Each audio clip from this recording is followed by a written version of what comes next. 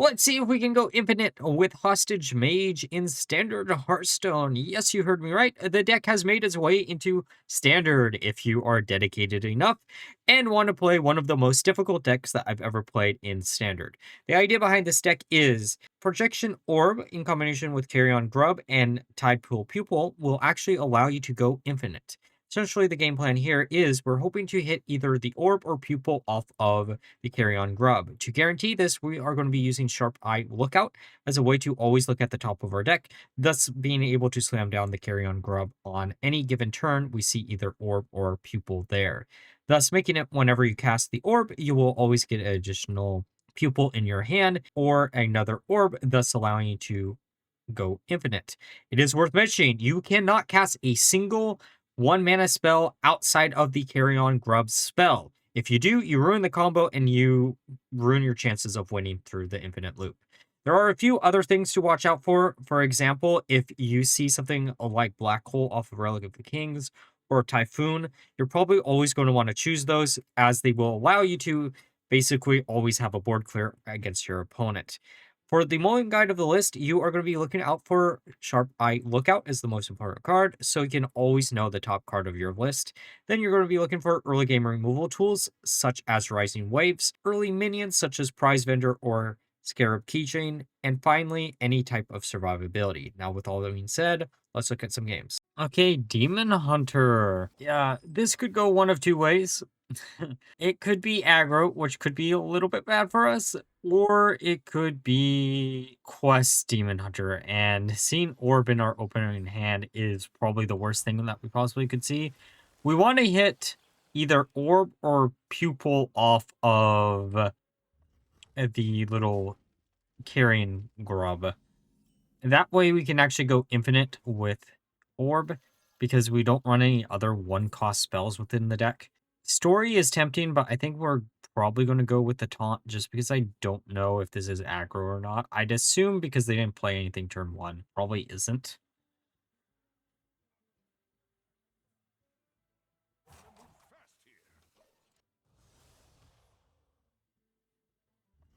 Okay, they'll probably pop this, right?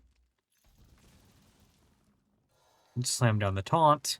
And I'm not really going to check the lookout until we can actually slam down the carrion grub, because I don't want to see that we are going to be getting the card that I really want. We're using Shield Battery as our, like, 2-cost spell, mainly because of the fact that, like, it's just infinite armor, essentially. It's only 6 armor per turn, but the 3-cost spell that I have in the deck is Rising Tides for up to 4 damage of AoE to everything. We also have Blizzard as the 6, so we can do up to 6 points of damage to our opponent's board while freezing them out if anything, like, survives.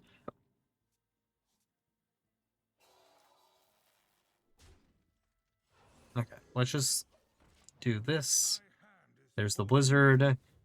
Water Cooler Artist is our next card, too. That's interesting. Okay, so it is Quest. Not Quest, Armor. I thought about actually doing Quest Demon Hunter. There's a few of the... Okay, that hasn't updated. That's kind of interesting that it doesn't update during your opponent's turn. We got the combo. Okay, let's go. Carrion Grub into Tide Pool number 1. 2 of them. That's actually kind of funny. I don't know if we need both of them there, but it does make our life a lot easier with this deck.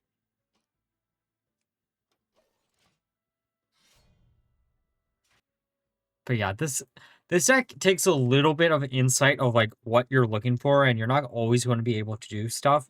But I mean, we also have Relic of the Kings as, like, a backup plan. Yeah, maybe we get, like, Wheel of Death off of it, and that could be really nice. It'd be funny to get infinite Wheels of Death, because I think it doesn't reset the counter. I could be completely wrong by that, but I'm pretty sure it doesn't. Relic of the Kings. Okay.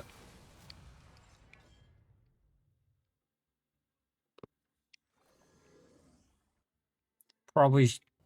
yeah, we'll just ping. I was thinking about maybe using Rising Waves there just to get rid of the 2/3, but I kind of want to keep it for later.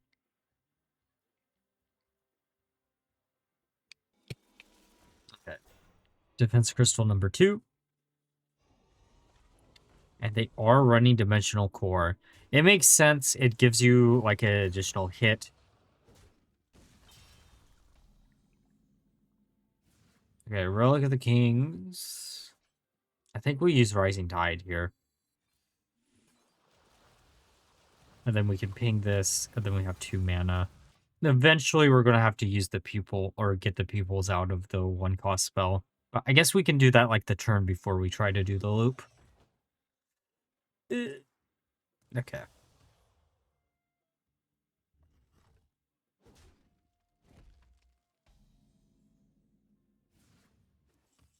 Okay. Relic of Kings into... I mean, Nebula is actually pretty good to get infinitely. Ragnaros, number 1. I'll take a second Ragnaros. Why not? Hit face? And hit face? Eh?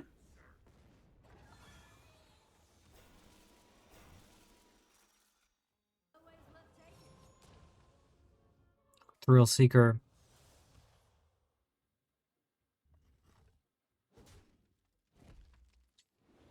There is a fun little Thrill Seeker list floating around right now that could be kind of cool to cover on the channel. I don't know how many other people have done it. It's using, what's the 8/8 that makes you draw 8. That could be a real fun idea.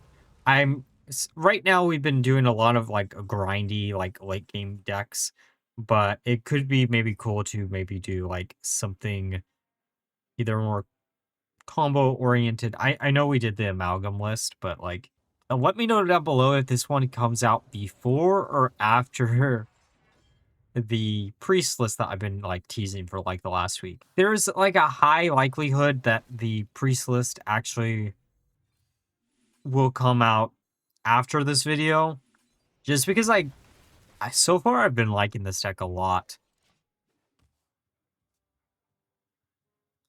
Truth be told, the thing I'm kind of hoping for is I hope Blizzard might out like balancing changes, and then I can like scrap the priest list for later on. But if that doesn't happen, I don't think anyone's expecting balancing changes. But you never know, right? I need to come up with a third deck for the week, though. I have tested a few things, but nothing has felt really, really good. Oh, they enabled the Rogue Quest, which is kind of cool today. And I tested to see if the Goldbeard combo works. Sadly, it doesn't, but you could still do the Briar Spawn stuff. But then I realized all of the turtles that you're shuffling into your deck are technically minions, not spells, so that combo is probably not really the greatest in the world. We'll come up with some fun stuff. Also, this deck technically runs one new card in the deck, but we'll see if that one actually matters. It's in here because it's in our early game / mid game AoE tool, truth be told.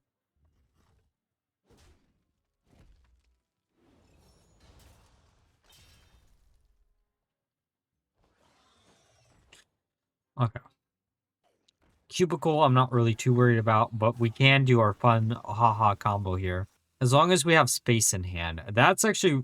There's a few cards in this list that I'm like, maybe we end up cutting just so we don't struggle with keeping our hand size down. But yeah, we'll get the Shrine, and then we got the 2 pupils, no matter what. Then we'll get 2 more, right? Relic of the King, sadly, won't be available to us this time around. If we get, like, a little bit more lucky, we'll eventually be able to do something with it. Typhoon. Oh, actually, I guess we did. Huh.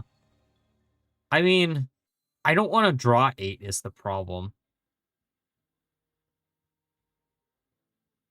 But is Typhoon going to backfire hard on us in the long run? Theoretically, yes, but, like... I get it.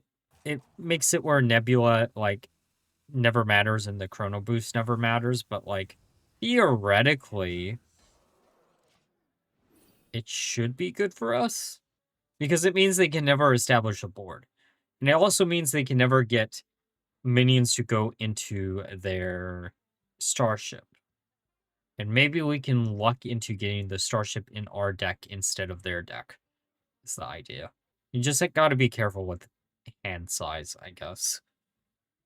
Our opponent must be thinking, oh no, what have they done?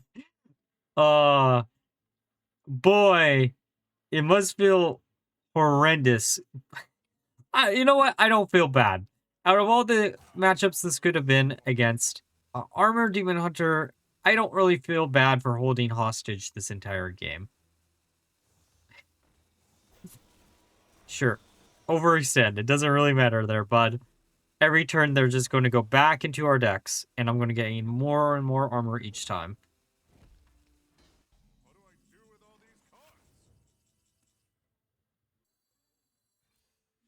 Okay, let's just make sure this is in the pupil. Now we got 3 of them.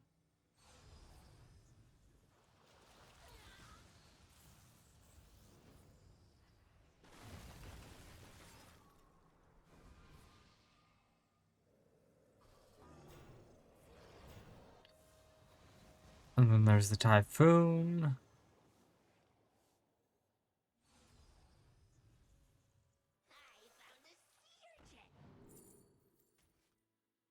Time for round 3 next turn. And we might as well keep getting them in our hand. It empties out our hand a little bit more. So we got 3 more orbs. The funny thing is, because of how we have this set up, we also probably are never going into fatigue.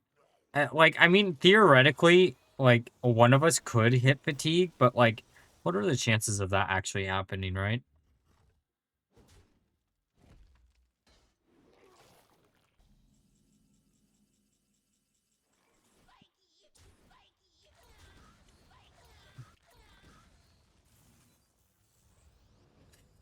That might become a little bit of a problem thinking about it, because every time we're always going to be guaranteeing the zealots, aren't we? But at least we can gain a little bit more armor than they can, right?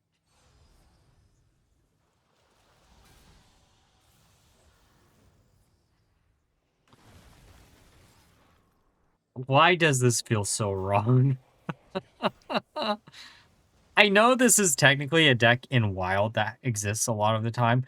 By the way, the person who suggested this to me in the comment section, Aramis, I think is his name. Nice to see you again, buddy. It's been a while. Thank you very much for giving me the idea of doing this. This is actually an idea that I thought about doing a few times before, but I never put in the time or effort to actually make this into a fully functional deck until he pointed out that it's probably actually more consistent than you would actually think. There's like he gave me the general idea. I really like the idea of using Rising Waves instead of using Counterspell. I know he went with Counterspell. There's a few ways you can like choose to do this. Like you have a lot of choices between your 2, 3, and 4 cost spells within the deck. Okay, so the good news is we have 15 mana. The bad news is they now have that in rotation, and they're gaining a bajillion armor. But we could also, like, not do the loop for 1 turn just to gain some armor. But I think I'm going to just keep doing the loop. I know, like, theoretically, it's probably best to not do it for a turn. And we're just hoping that we end up with both the Exodar and the Starship. That way they can't re-Exodar and gain a bajillion armor, right?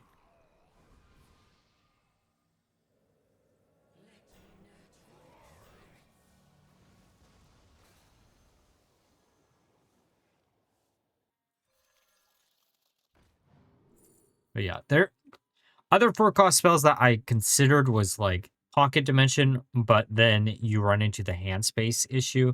Though because Orb always does the cards in the order of mana cost, it wouldn't be too much of an issue.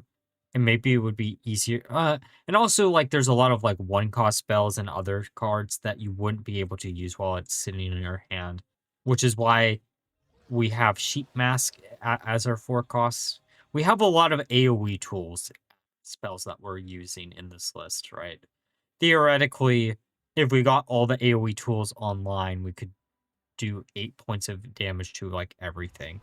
Okay, so they get another starship, which is perfectly fine. And then we can gain a little bit more armor. Is there a way for me to destroy Octo? Oh, there's Sheep Mask, speaking of that. Because we can do Rising Wave. And then Orb. The reason... Oh, we actually probably should have slammed down the Housekeeper first. That's okay, though. But that gets rid of the Octopus. Make them draw a bunch of cards. And then this will be shuffled back into one of our decks. It doesn't really matter which one.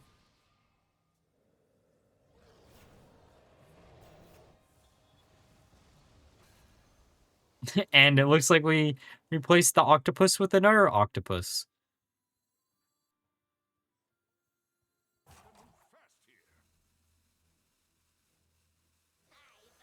I think we get the mana. I think mana battery, just so it empties one card out of our hand.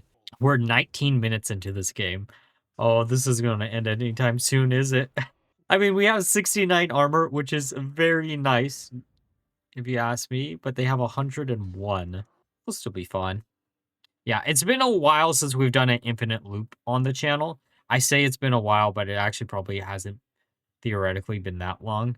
So, and anytime someone suggests like an infinite loop, I'm like, I'm sold. We'll try to make it work, right? If you have any infinite loop ideas, let me know down below. I'm always up for trying some stuff out with infinite loops.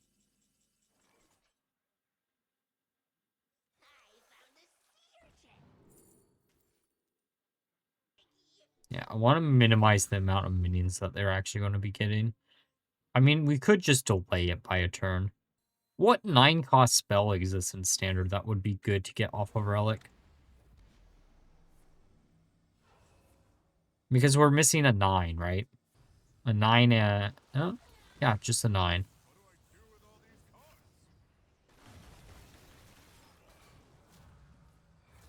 What are the 9s? Oh. Oh, no, we did... Or we already used Nebula, so we're missing that 8.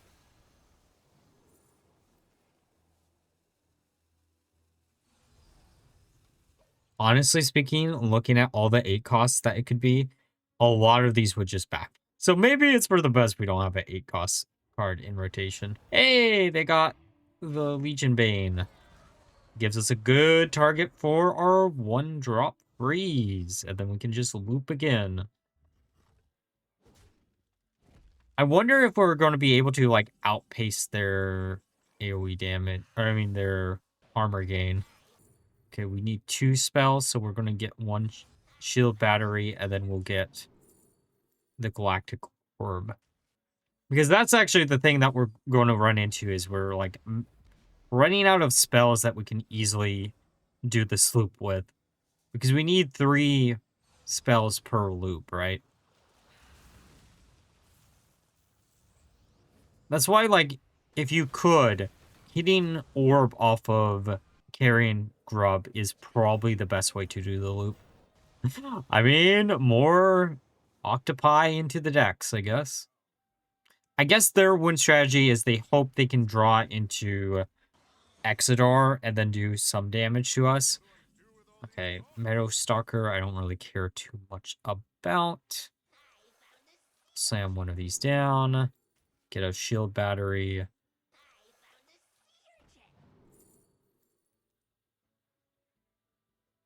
We gotta get the orb. Just, I don't want to waste 23 minutes and then accidentally screw up the combo. This is like a board state where I don't mind emptying out our hand a little bit, is the thing.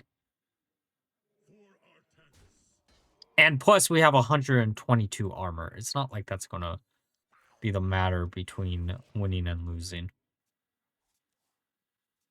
Honestly speaking, looking at the 8-cost spell, Sleep Under the Stars, in theory, could be really, really funny as an 8-cost spell. But knowing my luck, I would draw 6 every time I use the orb and then just cry. But I guess with Typhoon, you're not really too worried about that. I, I'm amazed that this person hasn't given up, though. By now, honestly, I would have. Actually, no, I wouldn't have. Truth be told, I have... This is for better or worse, right? When you're looking for, like, really good replays, you stick in games a lot longer than you should because, like, if you don't, then sometimes you miss out on some, like, spectacular, like, footage. But truth be told, looking at how long this is so far, maybe we'll put up, like, a counter of, like, how many orbs that we've cast. Okay, so we got the Exodar, which is actually pretty nice. Relic of the Kings. I guess we could search for something that's, like, useful from Relic. Or we could just do Orb again. Actually, we have to do Orb again, right? Because the TIE pupils only have one more slot. As much as I want to use the Relic, I don't think we can. If we want to keep doing the loop. Or maybe I miscounted and maybe we would have been fine. It doesn't really matter in the long run, I guess. But yeah, for the sake of the video, I kind of would have wished this would have been a shorter game. But it is what it is. Fingers crossed. Let me know. Another one of those things. Let me know how long this video is in the long run. I have a sneaking suspicion. I'm gonna hope because it doesn't look like this person is giving up anytime soon. I'm hoping this won't be a 40-minute game and the video won't be like a 30-minute video, but you can never know. The intro and outro usually take a little bit of time, but like if we end up winning this game, and honestly, if we lost this game, I think I might actually still use the footage because I mean, the deck has done what I wanted it to do, right? Which is hold my opponent hostage as long as humanly possible.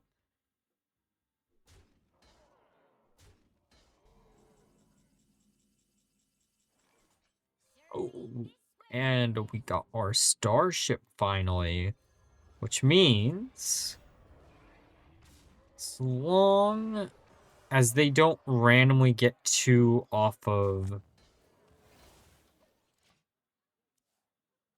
the 7/5. I mean, they could, but as long as it's not on our turn, we're fine, right? Because now we have a way to, like, resurrect it, then, like, we're not in that bad of a position. Weirdly enough, they only have, like, 4 cards in their deck, and you never know, maybe they have another octopus in their deck. That definitely is a card that I want to do something with. I just haven't gotten around to it.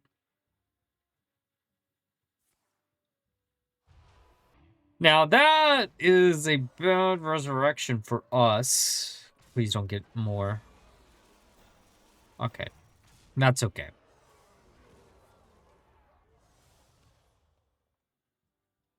I mean, we just loop next turn, right? That's the moral of the story. Just loop.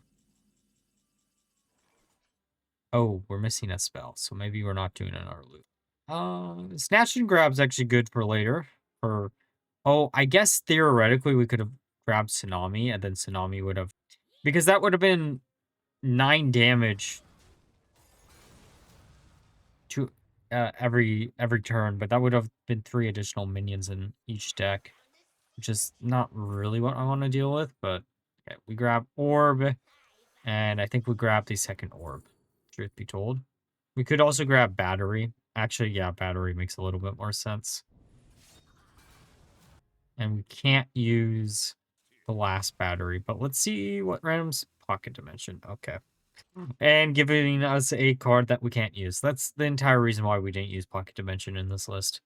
I know also Aramis did suggest maybe using Zephyrs as a way to get like ice block and be a true heritage mage, but like or hostage mage.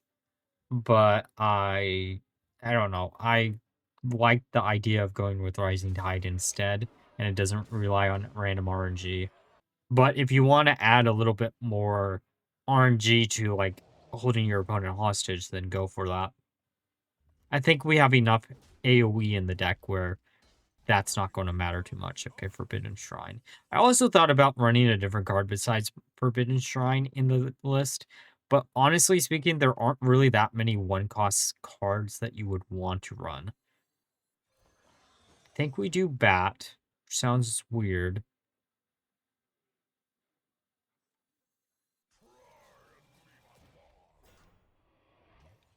Because I don't think they can't win this game, so, or this turn. Okay, Kane. Oh no, I forgot they might be running Ooze. Also, it's really funny that they destroyed the bigger mini. Okay, we're still alive, we're still alive. We have no armor, but we're alive. It's all that matters, right? Oh no. Oh, that is a lot lower than I wanted to ever get. Okay, so this should guarantee us both of these. Perfect. And they have Divine Shield. Okay, okay, okay. We actually might have the finisher here. Not this turn, but next turn. And then get rid of the Cane. And then we don't have to worry about Cane anymore. Then we can just keep going face. And as much as I want to keep doing the loop, I think we just ping and then pass it back. If they have an answer to the board, then we will do the loop again. But like, they only have what, 7 cards left, and I don't want to give them any more chance to.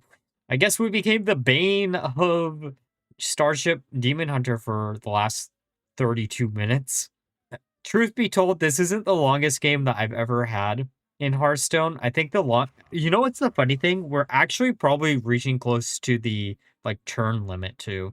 But yeah, the longest game I've ever had in Hearthstone was I was playing, maybe that wasn't. Maybe that was short. Maybe this is the longest game. I was playing Imbue Rogue, I think it was, and I faced someone who was doing the infinite loop in. Oh, Call for Arrow is kind of funny. Anyways, they were doing the infinite loop in Warlock, and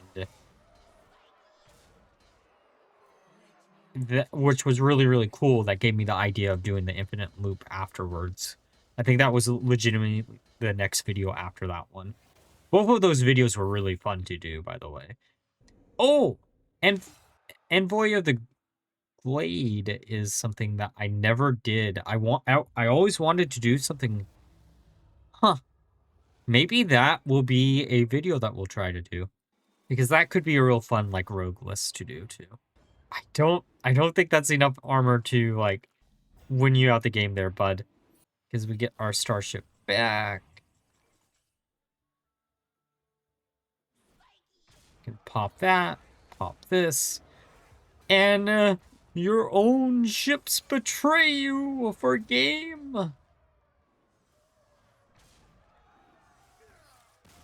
All right, now we're through the game to discuss my final thoughts of the deck. So, how did this deck perform? Not that great.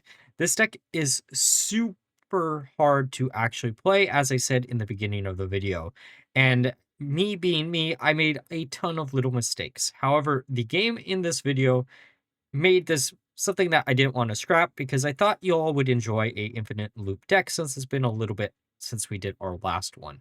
Overall, though, there is one card choice that I went back and forth on, which is Forbidden Shrine and Scavenger. In theory, Scavenger is a better card than Shrine, but I like Shrine as a way to not generate a card in your hand and just have something on board instead. Overall, though, if you're looking for a deck that is really competitive, this is not the deck for you.